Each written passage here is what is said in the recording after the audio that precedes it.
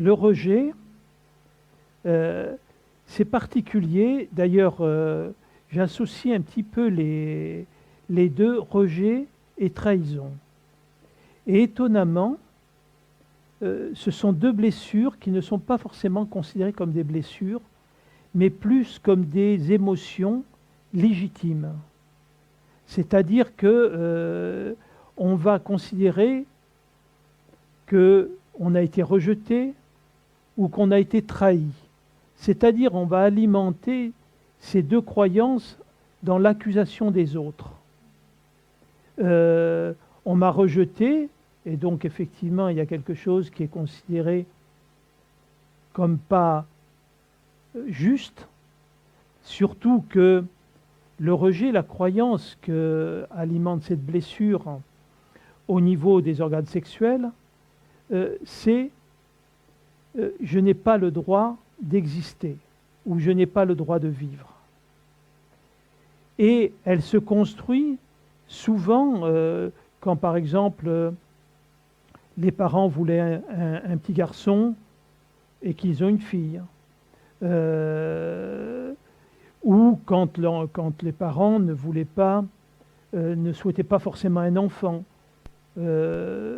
c'est-à-dire qu'il arrive au mauvais moment. C'est-à-dire que dans le rejet, ce qui est violent, c'est qu'il y a la notion de « je ne veux pas ». Je ne veux pas un garçon, je ne veux pas une fille, je ne veux pas d'enfant. Donc, ça va se jouer, ces trois formulations, intra-utéro. C'est-à-dire que l'enfant, qui est complètement en lien avec l'émotionnel de sa mère, va capter complètement ce message immédiatement. Et effectivement, il va le prendre avec l'idée qu'il n'a pas le droit de vivre. Et souvent, l'enfant va se retourner, il va se mettre en siège et il va changer de position. Ce n'est pas toujours la vérité, hein, mais c'est souvent le cas parce que l'enfant a peur de naître. Donc, une fois qu'il va naître, après, la blessure est installée, quelle que soit l'attitude des parents, ça n'y fera rien. C'est installé. Après, la blessure peut se faire, bien sûr, ensuite. Et effectivement, l'enfant peut se sentir facilement rejeté parce que, notamment si c'est un petit garçon, ça va se faire plutôt vis-à-vis du père. Si c'est une petite fille, plutôt vis-à-vis de la mère. Et donc, quand on ne va pas sentir la bienveillance, ou il va y avoir trop de reproches, ou il va toujours y avoir ce sentiment que je n'ai pas le droit. À ce moment-là, la blessure de rejet va s'amplifier, qui n'était au départ qu'un sentiment, devient une vraie blessure. Donc, à partir du moment où l'enfant va ressentir ce rejet, il va commencer à devenir plus dur, plus froid. Donc il va se mettre dans cette position de fuite et d'évitement. Et bien évidemment, comme il va se mettre au niveau de la fuite et de l'évitement, il va devenir rejetant à lui-même. Et le fait d'être rejetant lui-même, par l'effet du triangle, je me sens rejeté, je rejette, je suis rejeté. Et ça tourne complètement en boucle. Et on va retrouver ce sentiment de rejet en permanence, sachant déjà que la relation humaine, on ne peut pas parler de bienveillance, on peut parler de dureté, il va y avoir ce sentiment qui va prendre des proportions toujours de plus en plus importantes.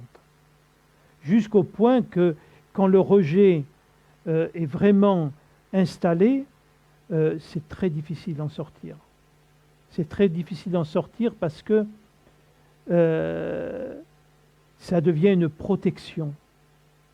Je ne vais plus vers l'autre parce que j'ai peur d'eux.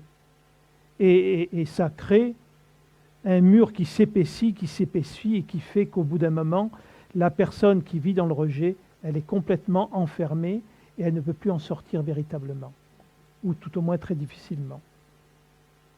Et il va y avoir dans les personnes qui souffrent de cette blessure une autre possibilité.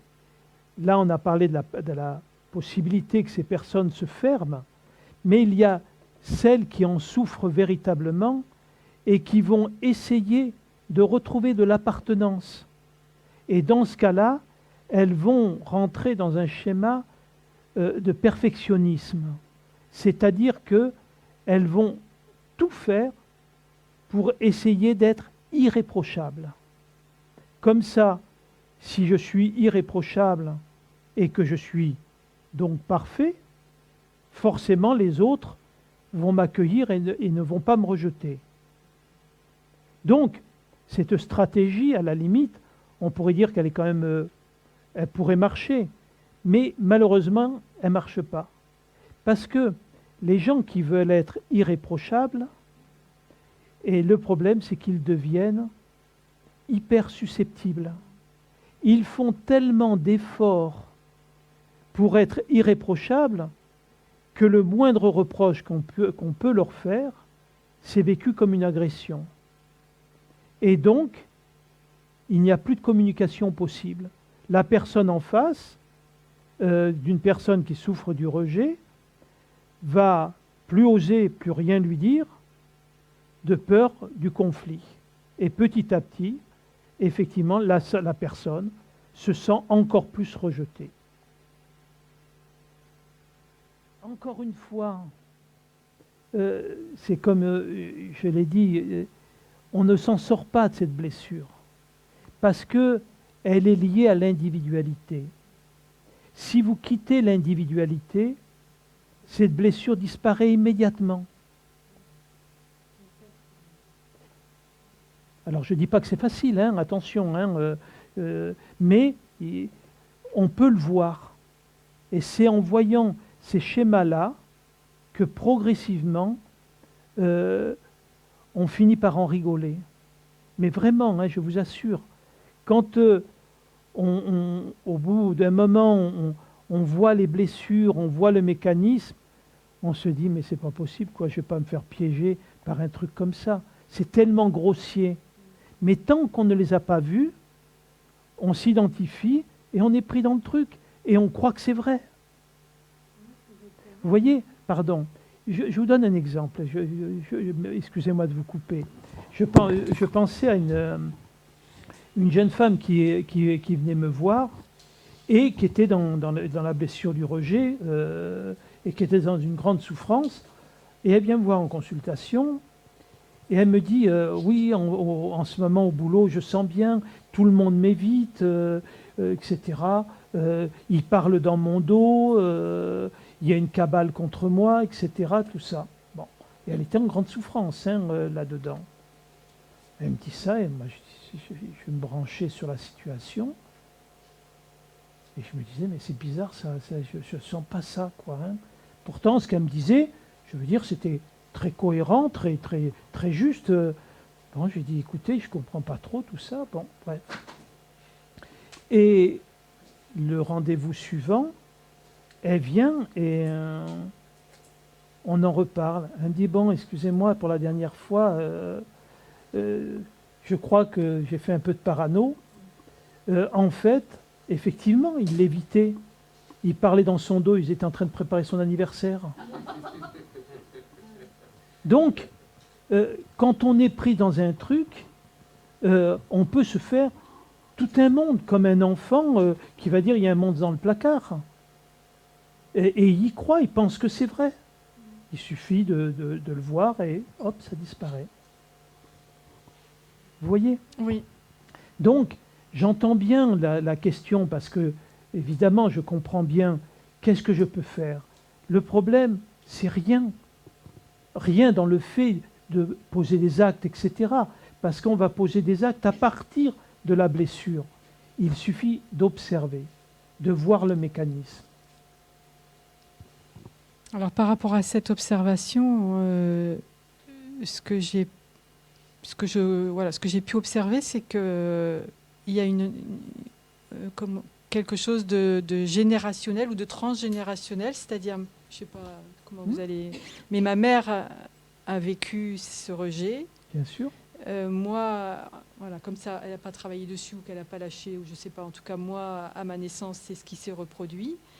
Et moi, malgré que j'ai un peu travaillé, mais pas suffisamment encore à la naissance de mes enfants, il y en a un des deux, en tout cas, avec qui ça se rejoue, cette histoire. Oui, c'est tout à fait vrai. Et alors ? Et alors, je me sens avec une responsabilité particulière entre les deux et avec, un fort désir de... Alors j'entends qu'il n'y a rien à faire, mais en tout cas avec un appel, ou je ne sais pas comment dire, certainement qui explique peut-être ma présence aujourd'hui ici, en tout cas qui est très fort intérieurement depuis le début de cette année, et qui tourne autour de ça, quoi, qui tourne autour de cette notion de réparation ou de... Tout à fait. Disons que, vous savez, je regarde des fois des photos de mon père et je trouve que je lui ressemble. Alors, je ne sais pas s'il faut que je fasse quelque chose pour changer ça. Alors, je plaisante en disant ça, mais ce que je veux dire par là, c'est que bien sûr que ça fait partie de votre programmation transgénérationnelle. C'est pour ça que vous êtes dans cette lignée. C'est pour ça que vous avez choisi cette famille. Justement, parce que ça faisait partie de cette famille. Et que à la fois, vous êtes dans votre karma personnel et dans le karma familial pour venir vivre cette blessure. Donc, il n'y a rien d'anormal par rapport à ça. Et simplement, vous faites de votre mieux pour essayer de trouver la paix, de trouver l'harmonie. Vous êtes sur ce chemin-là. Simplement, vous n'êtes pas encore arrivé au bout. C'est tout. Et après, vous essayez de trouver les outils et les armes qui vont vous aider à ça. Soyez patiente. Mais ne soyez pas exigeante vis-à-vis de vous. Ne soyez pas maltraitante avec vous. Faites de votre vie une histoire d'amour avec vous-même et une histoire de douceur. Et en faisant ça, vous verrez que tout ce qu'on est en train de dire va fondre tranquillement. Mais il faut du temps. C'est-à-dire, j'ai rien à... Vous avez à aimer. À m'aimer moi et à aimer mes proches. À aimer. À aimer la vie, à aimer les choses, et vous aimer sous toutes les formes, à aimer, il n'y a que ça. Seul l'amour guérit. Tout le reste, ce sont des outils plus ou moins bien. Mais par contre, arrêtez de vous juger, arrêtez de vous imposer quoi que ce soit, parce que vous pouvez faire, c'est comme je disais à Laurence, si vous avez une appétence trop forte avec le sucre, vous pouvez faire ce que vous voulez pour arrêter, mais vous allez vous faire du mal, c'est tout. C'est comme les gens qui veulent arrêter de fumer, ils font par l'effort et ils prennent 15 kilos. Pourquoi se maltraiter? On fait les choses tranquillement. Et se maltraiter, c'est de s'accuser de ne pas être assez quelque chose. Vous êtes ce que vous êtes dans l'instant où vous l'êtes. Point final. Et l'idée de croire que si c'était pas là, forcément j'irais mieux, c'est une pensée qui ne sert à rien. Parce que c'est là. Il n'y a pas à penser que ça ne serait pas, c'est là. Vous voyez? Oui, je vois. Je serais plus dans la pensée de vouloir, alors c'est vouloir, être dans la réparation pour l'aligner, en fait. Voilà, dans ce genre de... Oui, mais c'est un vouloir et vous ne savez pas si c'est ce que vous avez à faire. Je sens ça, en tout cas. Oui, non, mais parce que vous voulez donner un sens à votre vie qui n'en a pas. Le seul sens à votre vie, c'est de vivre. Et le reste s'accomplit tout seul. À partir du moment où vous laissez l'espace, ça circule. À partir du moment où vous voulez, vous bloquez. Vous empêchez le fluide de circuler. Vous voulez trouver des solutions à des problèmes qui n'existent pas, mais qui vous semblent exister. Voyez que ça n'existe pas. Dès que vous n'y pensez pas, ces problèmes, vous n'y pensez pas toute la journée que vous voulez réparer. Non, mais depuis janvier, je suis quand même dans une quête qui me pousse. C'est pas dans quelque chose qui est beaucoup. Oui, tous les jours, toutes les heures. Non, de temps en temps. Donc restez dans les temps en temps et vous mettez ces temps en temps de côté. Et vous allez voir que la vie est continue et que les choses se feront. Vous voyez, c'est un peu comme si vous étiez comment je veux dire, un jardinier qui plante des graines et 2 jours après, vous allez gratter pour voir si elles ont poussé. Laissez le temps au temps. D'accord ? Du coup, l'archange... Non. Je voulais juste savoir pour l'archange lié au rejet. Vous voyez, la patience, ça y est pas là non plus. On y vient, bien sûr. Alors, sur le rejet, l'archange qui est en lien, c'est Sariel. Et Sariel, c'est droiture de Dieu. Alors, c'est assez important, droiture de Dieu. Alors, le mot droiture, il peut être... attendez, je l'avais marqué. Oui. Droiture de Dieu, dans l'interprétation, ça peut paraître rigide. En fait, ça signifie confiance de Dieu en l'homme, sa signification étymologique. Alors, bien évidemment, ça ne vous a pas échappé que la blessure du rejet était sur les organes sexuels. Et donc, bien évidemment, ça a complètement un rapport avec la sexualité aussi.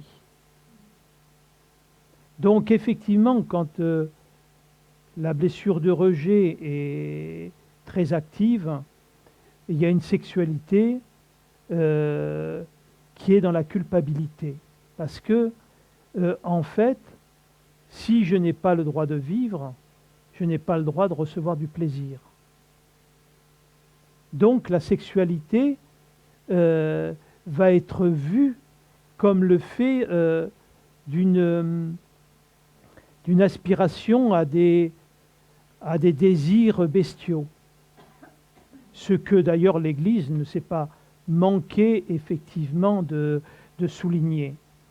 Il faut aussi regarder que tout le monde, que ce soit Bouddha, que ce soit tous les êtres les plus merveilleux sur cette planète, ils sont tous issus d'un acte sexuel. Donc l'acte sexuel est un acte sacré. Donc il faut effectivement revenir à cette réalité pour transcender aussi la blessure du rejet, de sacraliser effectivement la sexualité. Et ça demande, bien évidemment, de voir comment je vis la sexualité. Est-ce que je vais la vivre dans un couple, dans le devoir conjugal, ou est-ce que je vais le vivre dans cette volonté de retrouver l'unité? C'est-à-dire que c'est par la sexualité qui donne la vie que l'on résout aussi en partie la blessure de la séparation. Parce que la sexualité nous remet dans la réalité de l'union et du un. Parce que la sexualité, il y a dans le mélange énergétique, quand il y a l'acte sexuel, l'énergie yin et yang, viennent se réunir et viennent créer l'unité. Et quand l'acte sexuel est réellement fait dans cet acte d'amour, l'énergie monte et elle vient toucher le soi, c'est-à-dire elle vient toucher l'énergie divine et c'est ça qui donne l'orgasme. Et ça vient ensuite renourrir tout le corps.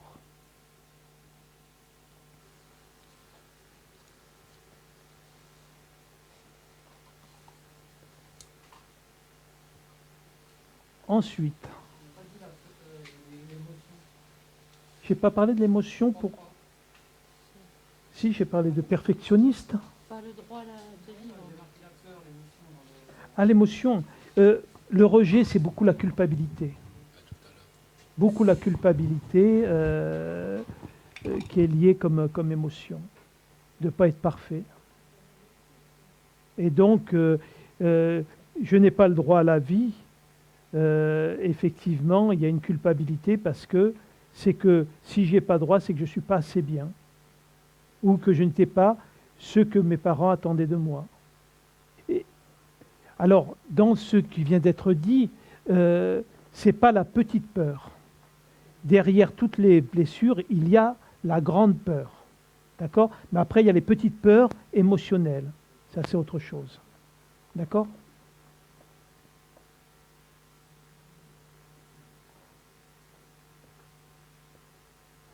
On n'avait pas précisé, mais ceux qui posent beaucoup de questions doivent faire le ménage avant de partir.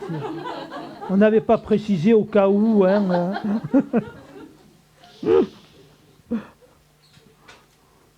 C'est un peu démotivant, effectivement. Finalement. Non, parce que du coup, ça fait effectivement... il y a cette histoire d'émotion liée aux blessures, mais sur les 3 premières blessures, moi, j'ai... Je n'ai pas parlé, je ne les ai pas nommés, mais je vais les nommer ensuite dans le nettoyage. Simplement, je n'ai pas voulu donner trop d'informations à chaque fois, pour pas que ça fasse trop quand même. Mais quand on va faire le nettoyage, il va y avoir les émotions qui sont liées.